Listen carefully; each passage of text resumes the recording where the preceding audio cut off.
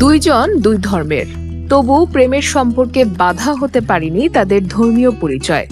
বলিউড তারকা সোনাক্ষী সিনহা ও জাহির ইকবালের 7 বছরের প্রেম শেষ পর্যন্ত গড়ালো বিয়েতে। জাহির ইকবালকে বিয়ে করলেন বলিউড অভিনেত্রী সোনাক্ষী সিনহা। 23 জুন মুম্বাইয়ে পারিবারিকভাবে বিয়ে সেরেছেন তারা।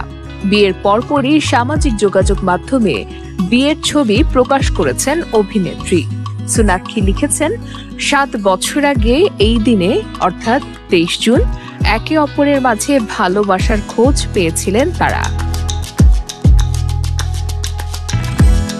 ইসলাম কিংবা হিন্দু কোনো ধর্মীয় রীতিতে নয়, আইনি বিবাহ সেরেছেন সোনাক্ষীর জাহির। বিয়েতে সোনাক্ষীর বাবা, অভিনেতা, রাজনীতিবিদ শত্রুঘ্ন সিনহা সহ আরো অনেকেই উপস্থিত ছিলেন।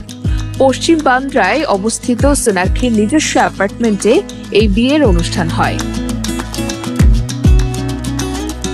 বিয়েতে আইভরি শাড়িতে দেখা গেছে সোনাক্ষীকে। খোপায় ফুলও গুজেছিলেন অভিনেত্রী। সোনাক্ষীর সঙ্গে মিলিয়ে সাদা রঙের পোশাক বেছে নেন জাহির। 21 জুন জাহিরের বাড়িতে হয় দুজনের গায়ে হলুদের অনুষ্ঠান।